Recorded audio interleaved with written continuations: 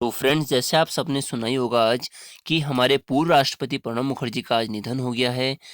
और वह भारत के राष्ट्रपति रहे, उससे पहले वित्त मंत्री रहे, विदेश मंत्री रहे, रक्षा मंत्री रहे। तो कब-कब रहे उसके बारे में हम इस वीडियो में जानेंगे।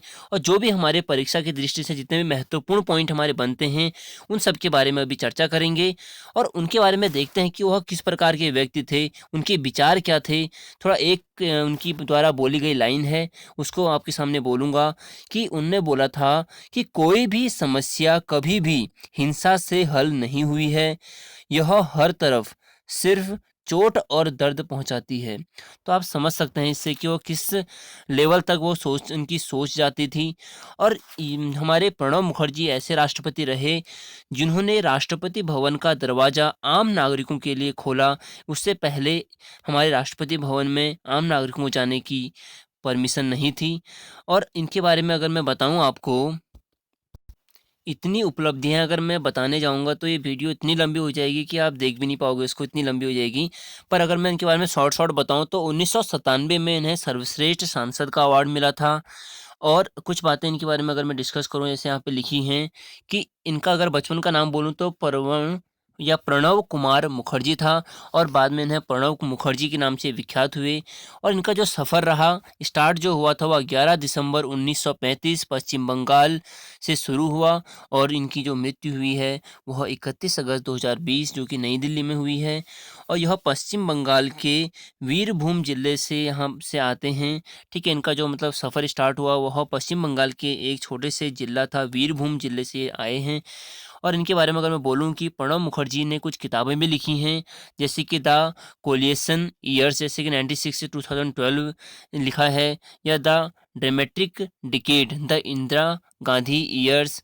और या बोलूँ मैं द ट्रूबुलेंट ईयर्स 1980 टू 1996। और जैसे एक पुस्तक और है, ऐसे कुछ पुस्तक तो बहुत लिखी है, पर जो मतलब कि चर्चित रही, जैसे कि चैलेंज बिफोर द नेशन, यह भी इनकी एक बुक रही है।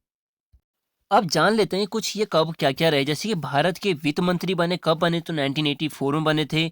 उसके बाद 2009 से 2012 में भी 12 तक भी यह रहे थे। 2012 तक हमारे यह किसके वित्त मंत्री के पोस्ट पे रहे थे। और विदेश मंत्री यह 1995 से 96 के बीच में रहे।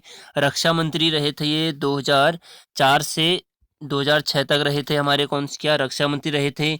और योजना आयोग के अध्यक्ष भी ये मतलब 91 से 96 के बीच में रहे।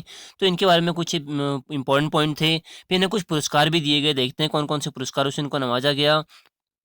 जैसे कि पद्म विभूषण से इनको कब नवाजा गया था, तो इनको पद्म विभूषण से 2008 में नवाजा गया था। और भारत के ये कौन से 13वें राष्ट्रपति और 12वें नंबर के व्यक्ति थे, क्योंकि राजेंद्र प्रसाद हमारे 2 बार बने हैं, डॉक्टर राजेंद्र प्रसाद 2 बार बने थे, इसलिए इनका नंबर हमारा कौन से हमारे 12वें व्यक्ति होंगे। और 13वें राष्ट्रपति के रूप में इन्होंने शपथ ली।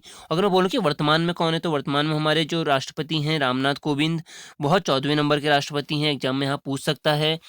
तो इन्होंने राष्ट्रपति शपथ ली वह 25 जुलाई 2012 को ली थी। और 2012 से अगर मैं बोलूँ कब तक ली, तो 2012 से इनका रहा 2017 तक। और 26 जनवरी 2019 को, जो कि उनका वो बोलते थे कि मेरी ज़िंदगी का सबसे महान पल है यह पल सबसे बड़ा पल है मेरी लाइफ का। तो वो था 26 जनवरी 2019 को प्रणब मुखर्जी को भारत रत्न से सम्मानित किया गया। ठीक है, जैसे कि किसी भी व्यक्ति को भारत रत्न जैसे पुरस्कार, इतना बड़ा पुरस्कार होता है, उस प्रकार से इनको नवाजा गया। तो आप सम्मानित किया गया उस पुरस्कार से इनको। बाकी देख सकते हैं इनका सफ़र जो रहा था वह हमारा 11 दिसंबर 1935 से 31 अगस्त 2020 तक हो रहा।